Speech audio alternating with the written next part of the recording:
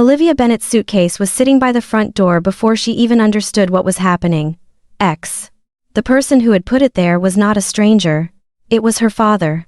The air in the living room felt thick, like the moments before a storm breaks. Richard Bennett stood beside the fireplace, his expression so cold that it was impossible to tell whether he was angry or disappointed. Standing next to him was Monica, the woman he had married less than 2 years earlier. Her arms were crossed, her face carrying the same calm composure she always seemed to wear. Olivia looked from one of them to the other. Then her eyes settled on the folder lying on the table. She understood immediately. Monica had made her move first. The night before, Olivia had stumbled across several suspicious expenses connected to the local charity Monica managed. At first, she assumed they were simple mistakes, but the deeper she looked, the less the numbers made sense. When Olivia brought her concerns to her father, she believed he would want to know the truth. She was wrong. Monica had already told her version of the story, a version in which Olivia was jealous, bitter, and determined to destroy her father's new marriage. Richard didn't ask a single question.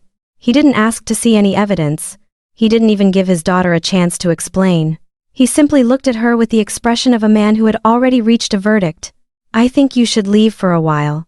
His voice was calm, but that calmness hurt far more than any shout ever could. Olivia felt her throat tighten. For years, she had quietly helped her father manage paperwork, support community projects, and solve problems he preferred not to deal with himself. Yet in that moment, none of it seemed to matter. Monica allowed herself a small smile when Richard turned away. The smile lasted only a second, but it was long enough. Long enough for Olivia to recognize it. It was the smile of someone who believed she had won. What nobody in that room knew was that Olivia was not just an ordinary administrative employee, as Monica assumed.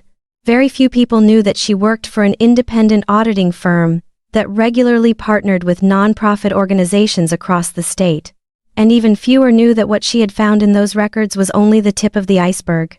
As Olivia pulled her suitcase toward the door, Monica's voice floated softly behind her.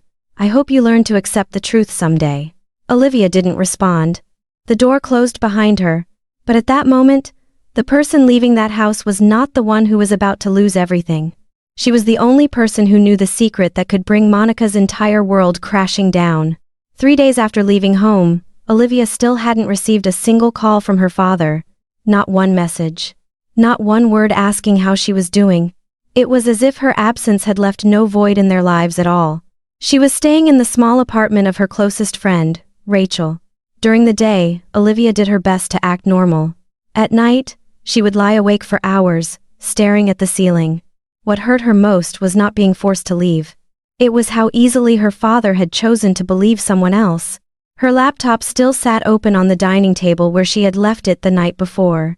The screen was filled with financial reports, cold numbers, but every line of data told a story completely different from the image Monica presented to the public. Olivia had told herself countless times that it wasn't her responsibility, that sooner or later, someone else would uncover the truth. But the longer she stared at the unusual transfers, the more she realized that silence was also a choice. And sometimes, it was the most dangerous choice of all. That afternoon, she sent an email. It wasn't long. It wasn't emotional. Just a few brief paragraphs and several supporting documents attached. The recipient was the Financial Oversight Board responsible for monitoring the charity. After pressing send, Olivia closed her laptop. She didn't feel victorious. She felt relieved, as though she had finally set down a burden she had been carrying for months. Meanwhile, on the other side of the city, things were already beginning to change. An auditor arrived at Monica's office, then another. Emergency meetings were called. Accounts were reviewed. Questions began appearing faster than anyone could answer them. Monica did her best to remain confident. She smiled at her colleagues. She insisted that everything was simply a misunderstanding. But with every passing hour, that smile became more strained. By the end of the week, Richard received his first phone call. He listened in silence. The color slowly drained from his face. For the first time since forcing his daughter out of the house, a terrifying thought entered his mind. What if Olivia had been telling the truth? And if she had, then he had just made the biggest mistake of his life. A week later, Monica Bennett's name had become the center of an internal investigation. New documents were being uncovered almost daily.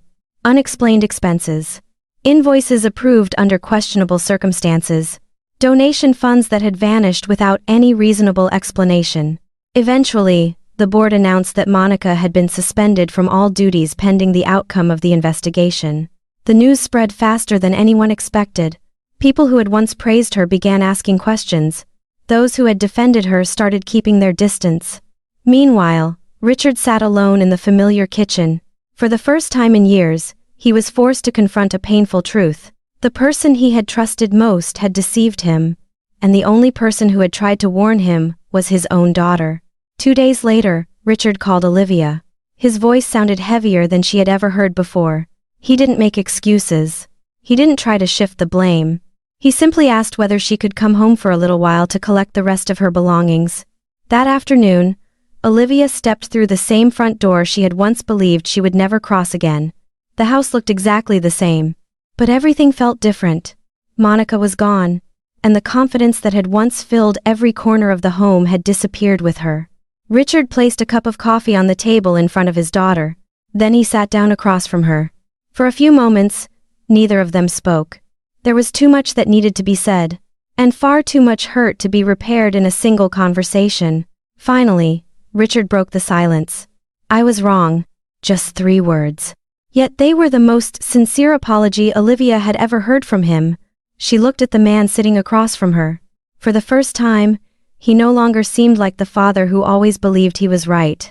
He was simply a man trying to live with the consequences of his own choices. Olivia didn't tell him that everything was okay, because it wasn't. Trust doesn't return in a single day.